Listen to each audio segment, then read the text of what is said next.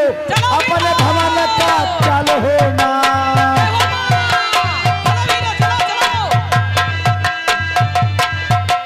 हरियर पास हरे हर पाना लाल ध्वजा फहरा।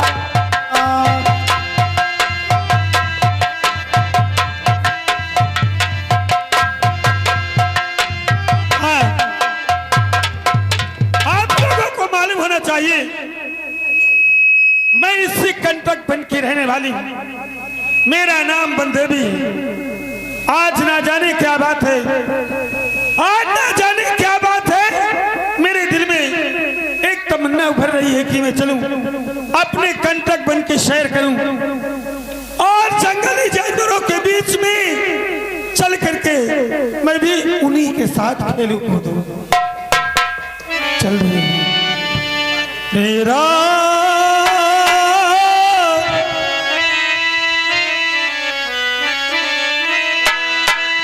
मेरा परदेसी नहीं आया, मेरा परदेसी नहीं आया। सबके मन के नीति मिले बागों में फिरी फूल खिले। मेरा मन मुरझाया, मेरा परदेसी नहीं आया।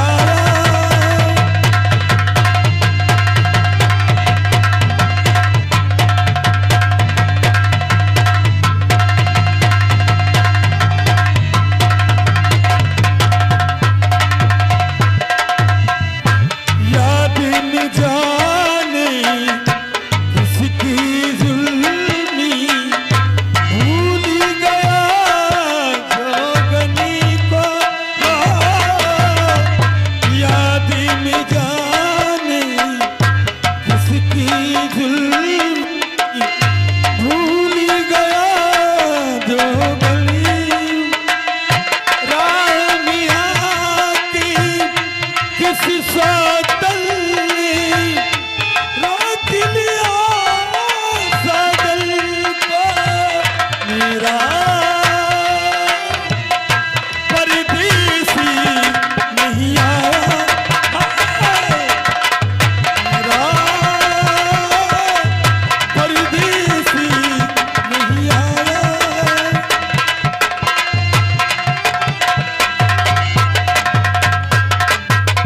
आज ना जाने क्या बात है, इस जंगल के जीव जंतु सब मुझसे बहक रहे हैं। मैं जंगल में घूम रही हूँ, टहल रही हूँ, लेकिन कोई भी जीव जंतु मुझे दिखाई नहीं देता, नजर नहीं आ रहा।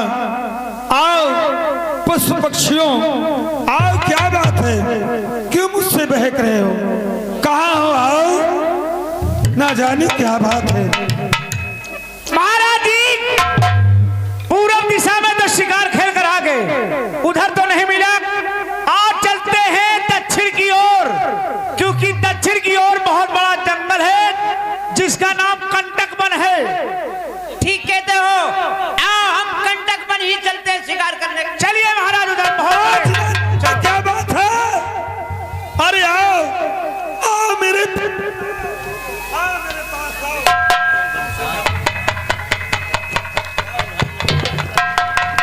आओ। मेरे पास आओ और मेरे साथ ही साथ घूमो टहलो। ना जाने क्या बात है, मुझसे क्यों बहक रहे हैं। अब मुझे क्या करना चाहिए, मुझे अपना रूप हिरण का धारण करके और इन्हीं के साथ, इन्हीं के बीच में मुझे घूमना चाहिए। चल रहे महाराज चलते हैं दक्षिण दिशा में। ठीक है, आइए मंत्री जी, हम दक्षिण दिशा आए तो हमें शिकार नजर आ गया। वो देखो सामने एक खूबसूरत हिरन जा रहा है जिसका रंग सोना जैसे चमक रहा है। महाराज जी, अगर ये बात है तो ये लो हमारी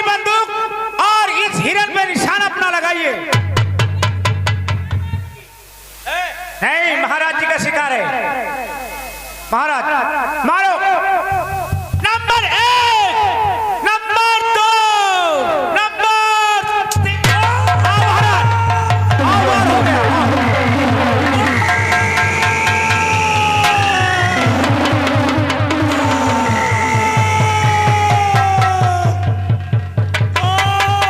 मंत्री जी, ये आवाज तो किसी नारी की मालूम पड़ रही है। महाराज आओ देखते हैं। ठीक है तो फौरन चलो।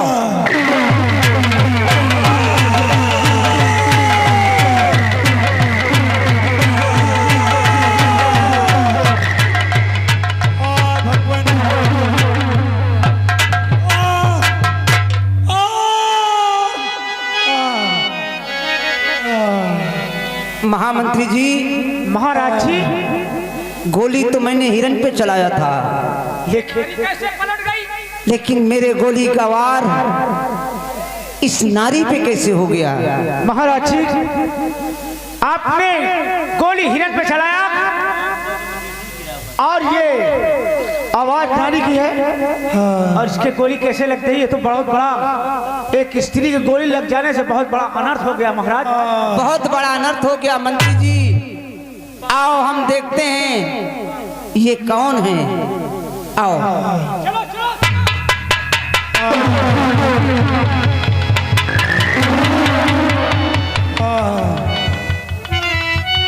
हे देवी, कौन दुष्ट राजा? तुझे कुछ अच्छा भला बुरा दिखाई नहीं दिया? तू बहुत बड़ा घमंडी है।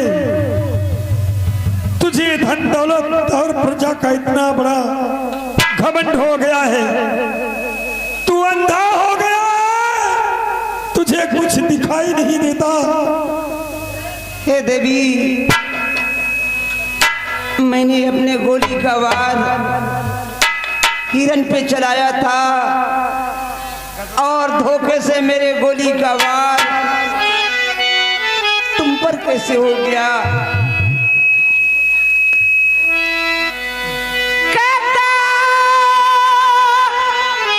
माफ कर दो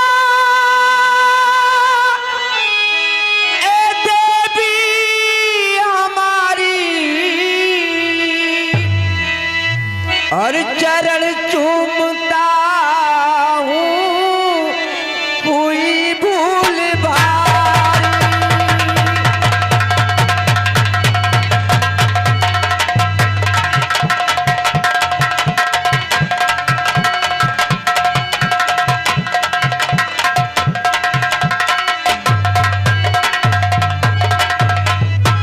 हे देवी, मुझसे बहुत बड़ी गलती हो गई, मुझे माफ कर दो। अरे दुष्ट पापी, और तू है हत्यारा, और बिना सोच समझे मुझको है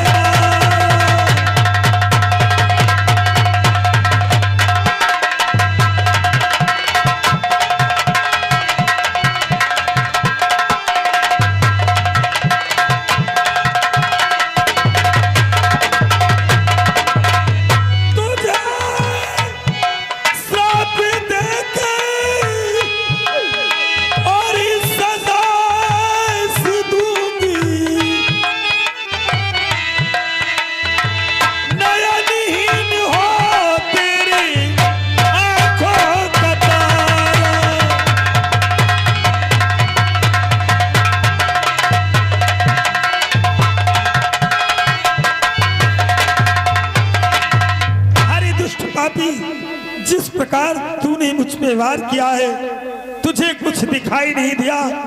तुझे धन दौलत का इतना बड़ा गुरूर और घमंड हो गया है। मैं तुझे श्राप देती हूँ, मैं तुझे श्राप देती हूँ। जो तेरी आंखों का नैन तारा तेरा बेटा नीलेश, वो दोनों आंखों से अंधा हो जाएगा।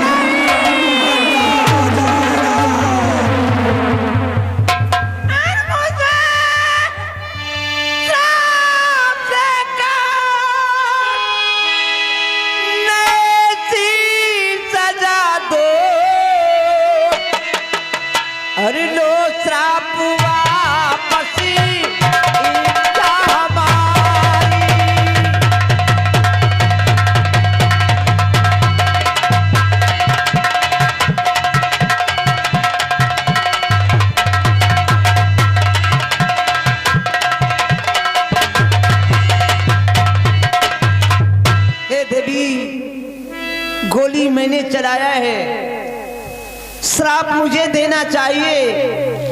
मेरे बेटे ने तुम्हारा क्या बिगाड़ा है? नहीं राजन, तूने मेरे साथ बहुत गलत किया है, तुझे कुछ दिखाई नहीं दिया। महाराज कुछ भी कहो, लेकिन जिस प्रकार बंदूक से निकली गोली, मुंह से निकली बोली और धनुष से निकला हुआ बाण कभी वापस नहीं होता है। महाराज अब तो तुम्हें सजा भुगतनी होगी, वापस नहीं हो सकता, लेकिन कुछ उपाय जरूर बतला सकती हूँ।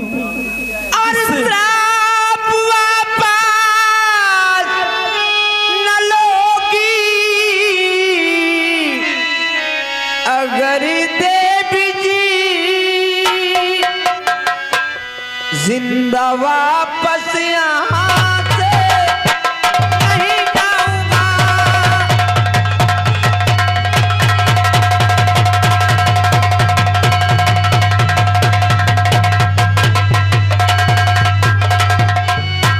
इसी पत्थरी शिला पे सुनो देवी जी, सर पटकी करी यहीं पे मर जाऊंगा।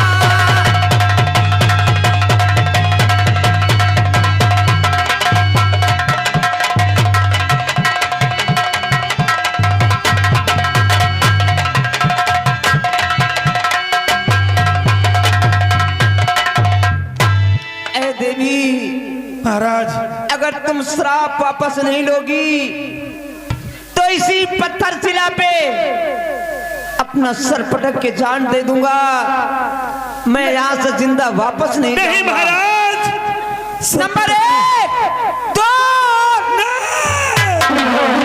महाराज सुनो महाराज, मैं तुम्हें उपाय बतला रही हूँ, मेरी बात को गौर करके सुनो। वो कौन सा यहाँ उपाय है से देवी? यहाँ से 500 मील उत्तर दिशा में एक सोनागढ़ नाम का स्थान है, जहाँ का मशहूर एक जादूगर है जिसका नाम कालीचरण है। उसकी एक बेटी है जिसका नाम चित्रकला है। उसके पास एक तिलस्मी तलवार है।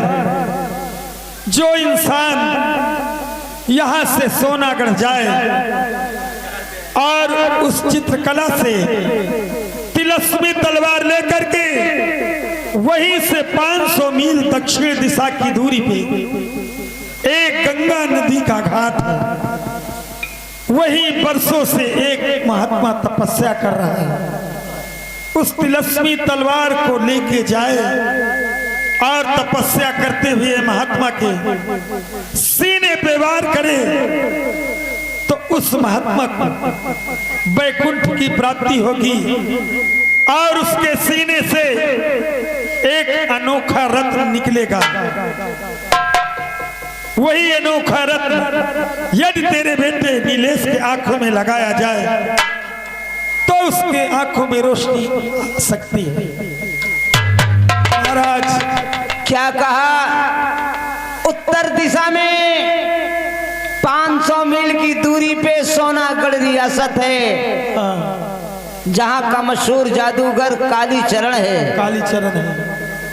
उसकी जो बेटी चित्रकला है, हाँ। उसके हाथों में तिलस्मी तलवार है।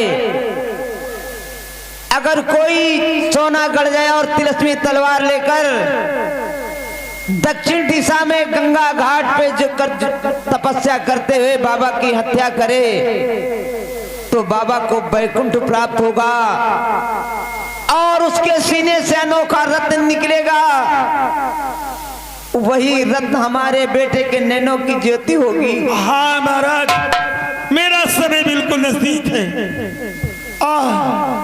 मेरा बुलावा आ रहा है महाराज, देखो कोई मुझे बुला रहा।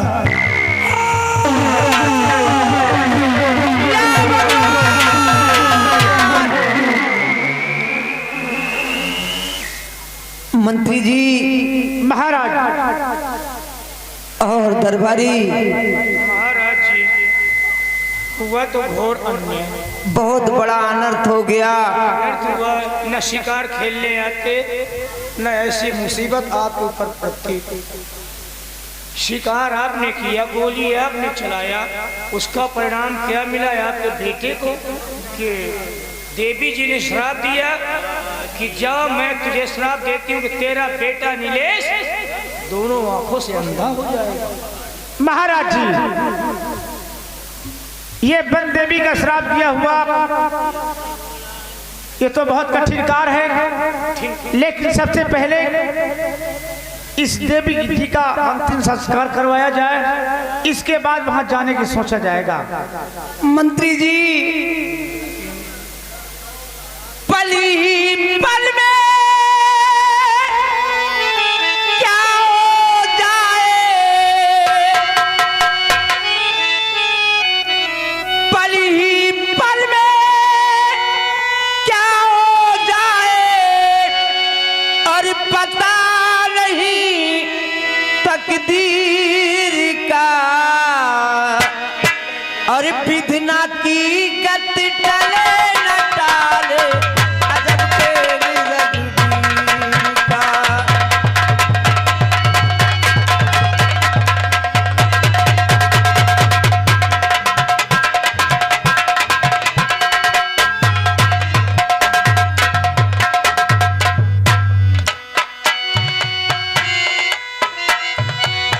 हरिश्चंद्र महाराजा था,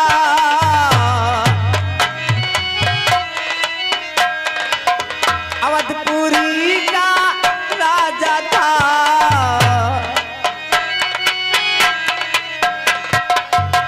एक दिन भंगी घर जाकर, एक दिन भंगी घर जाकर घड़ा उठायो नीर का, विधना की गति चले न डाले, अजब तेरी रघुवीर का।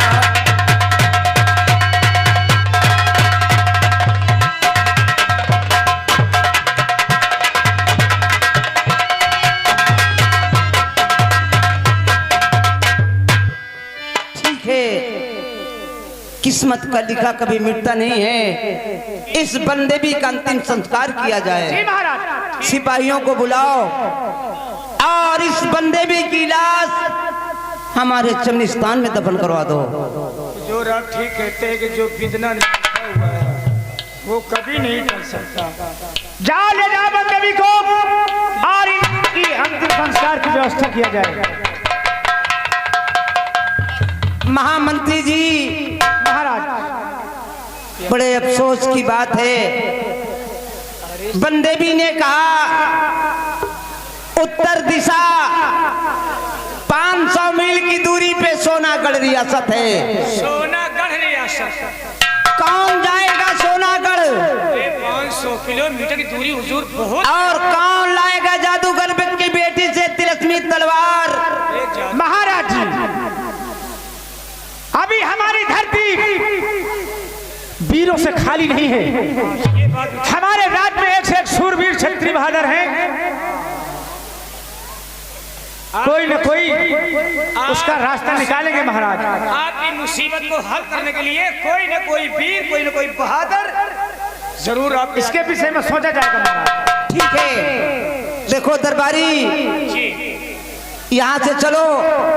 हाँ, वापस चलते हैं। और मैं जा रहा हूँ शोक भवन में जी, और सारी बातें महारानी जी से बताऊंगा, हुजूर वो तो बताना जरूरी है, क्योंकि बड़ा अनर्थ हो गया।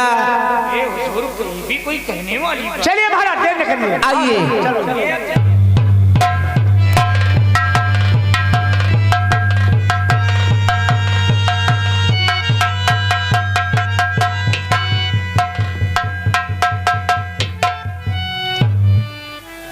आप लोगों ने देखा इस कहानी को तो समझ में अब आप लोगों के आती होगी कहानी।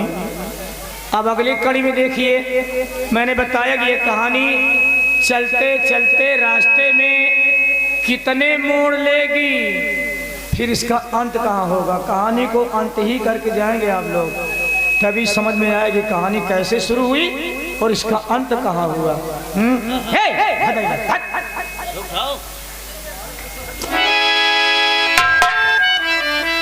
द्वारपाल, हाँ द्वारपाल, नमस्ते नमस्ते।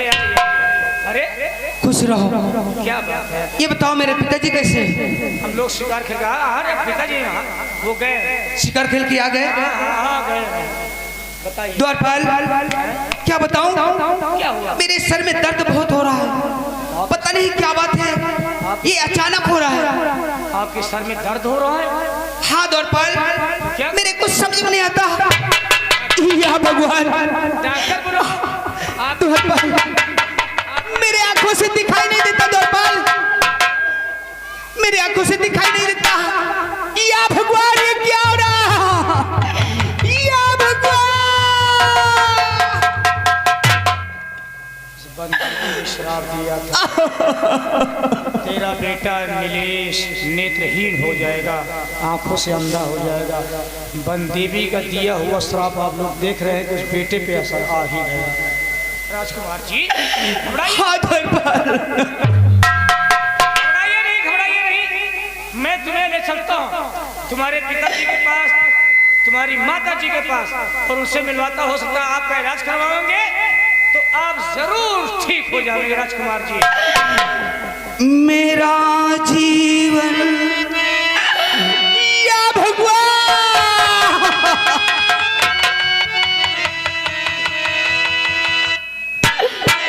मेरा जीवन कोरा कागज कोरा ही रह गया।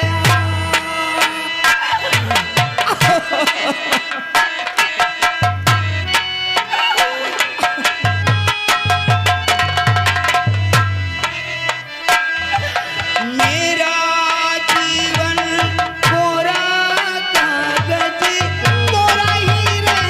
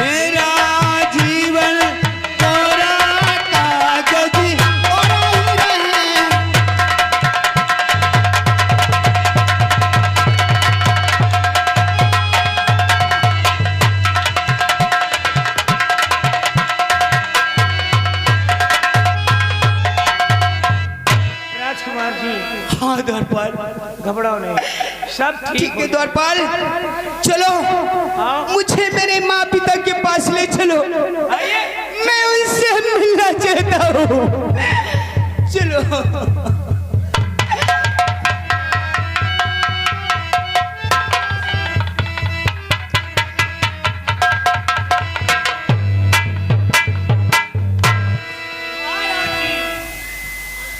बेटा, पिताजी,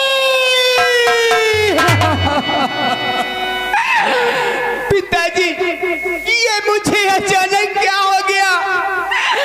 मेरे आंखों से कुछ दिखाई नहीं देता।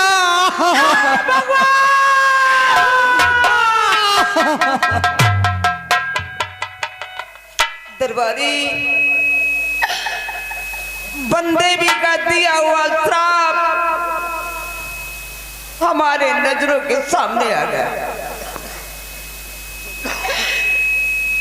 बेटा नीलेश, पिताजी ये कैसे अचानक हो गया पिताजी? ना मेरी आंख दर्द की, ना ही मेरी तबीयत खराब हुई, फिर ये कैसे हो गया पिताजी? कैसे हो गया तुम ही बता। जो विधि करम में लिखा विधाता। बेटा नीलेश, पिताजी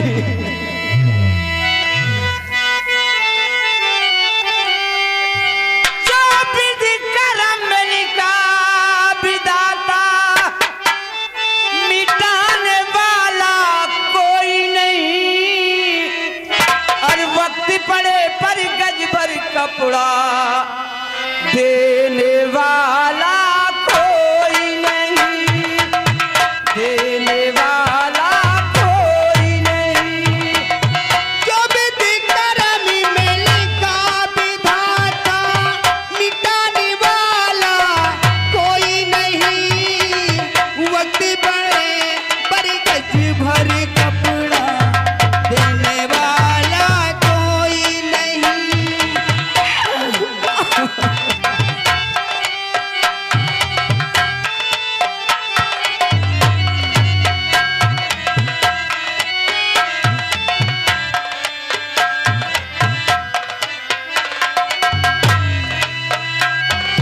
वक्त पड़ा राजा रामचंद्र पे, बन गए दोनों भाई। राम गए बन, लखन गए थे, और गई सीता माई। बड़ा रामचंद्र के बन गए दोनों भाई। राम गए और लखन गए थे, बन को गई सीता माई। जब सीता का हरण हुआ था, बचाने वाला कोई नहीं। वक्त पड़े पर गज भर कपड़ा देने वाला कोई नहीं। पिताजी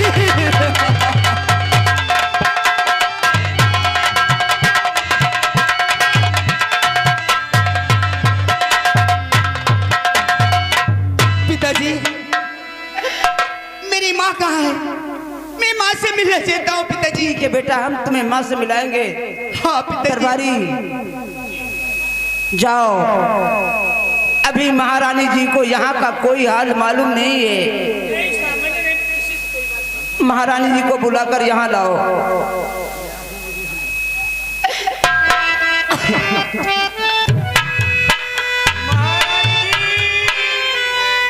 दरबारी क्या बात है? चलिए, श्री महाराज जी आपका इंतजार करें और आपको बुला रहे हैं। चल भाग।